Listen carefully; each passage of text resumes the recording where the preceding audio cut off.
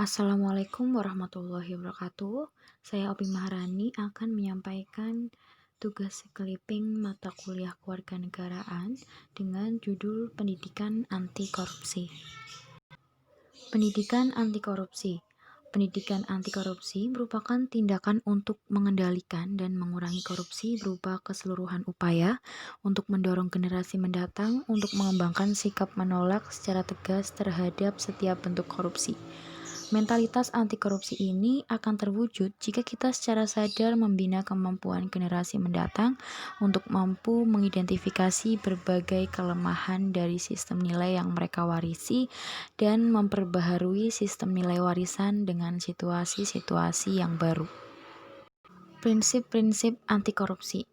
Yang pertama adalah akuntabilitas, yang kedua transparansi, 3 kewajaran, 4 kebijakan, 5 yaitu kontrol kebijakan. Di Indonesia banyak terjadi kasus korupsi.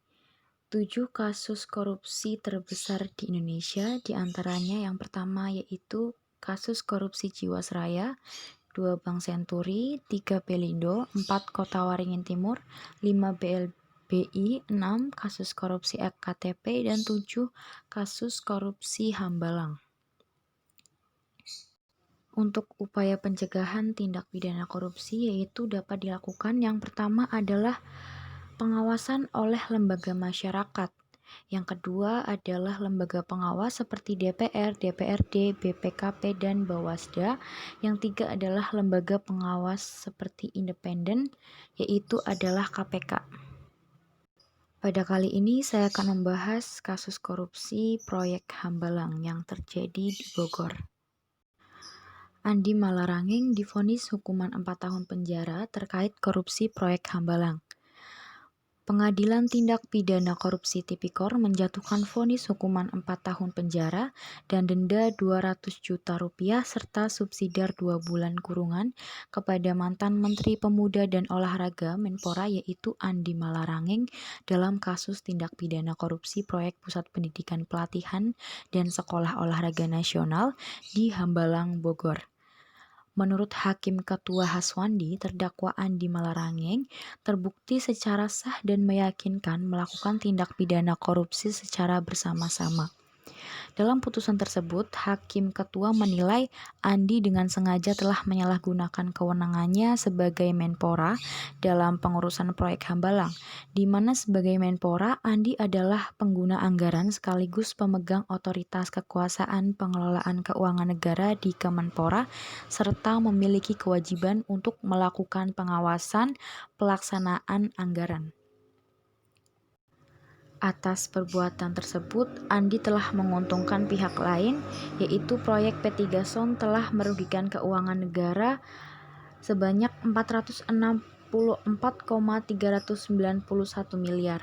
Andi melanggar pasal 3 Jungto pasal 18 Undang-Undang Nomor 31 Tahun 1999 tentang pemberantasan tindak pidana korupsi sebagaimana diubah dengan Undang-Undang Nomor 20 Tahun 2001 Jungto pasal 55 ayat 1 ke 1 Jungto pasal 65 ayat 1 KUH Pidana.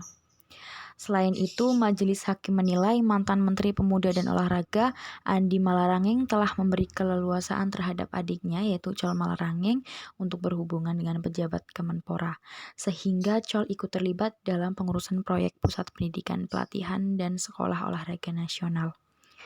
Dalam putusan juga disebutkan bahwa Andi telah memberikan kemudahan akses kepada Col Malarangeng di kantor Kemenpora. Kemudahan akses tersebut seperti adanya keleluasaan bagi Col untuk menggunakan ruang kerja Andi di lantai 10 gedung Kemenpora untuk melakukan pertemuan dengan pejabat Kemenpora dan calon pemenang. Pengadilan Tindak Pidana Korupsi juga menyebutkan membengkaknya anggaran proyek pembangunan Hambalang ini disebabkan oleh keinginan Andi Malarangeng untuk mengubah konsep bangunan itu. Majelis Hakim mengatakan Andi Malarangeng telah memerintahkan Sesmenpora Wafid Muharam untuk melakukan pemaparan proyek dengan desain master plan baru. Kemudian dilakukan pertemuan membahas perombakan desain baru seperti konsep bangunan, luas tanah, dan gedung yang berlangsung di lantai 10 gedung Kemenpora. Dalam pertemuan tersebut dihadiri oleh Wafid, Deddy Kusdinar, Rio Wilarso, Lisa Lukitawati Isa, Muhammad Arifin, Asep Wibowo, dan Anggraeni Dewi Kusumastuti. Akibatnya, anggaran proyek Hambalang yang semula 125 miliar terus bertambah. Hingga tahun 2010, anggaran tersebut meningkat mencapai 275 miliar.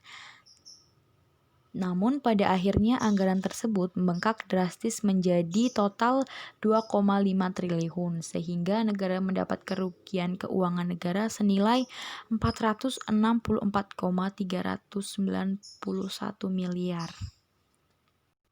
Latar belakang kasus korupsi proyek Hambalang ini terjadi yang pertama karena proyek ini adalah inisiasi Direktorat Jenderal Olahraga Departemen Pendidikan Nasional pada 2003 sampai 2004 yang pada saat itu butuh pusat pendidikan dan pelatihan olahraga dalam rangka pembinaan atlet nasional bertaraf internasional.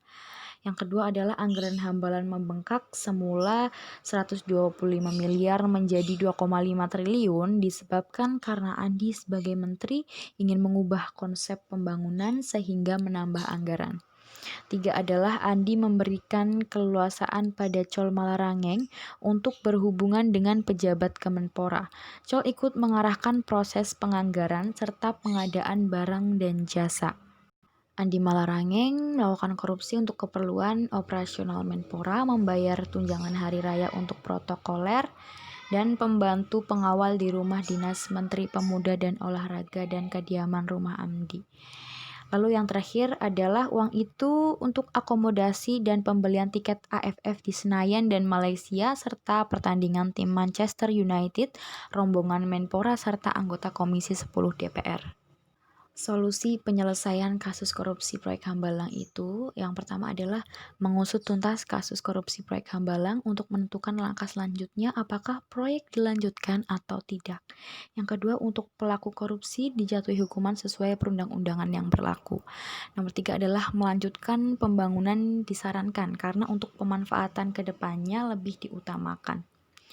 Yang keempat adalah menugaskan kepada Menteri Pekerjaan Umum dan Menpora untuk menyelamatkan aset mana yang bisa diselamatkan dan mana yang tidak. Sekian presentasi dari saya. Wassalamualaikum warahmatullahi wabarakatuh.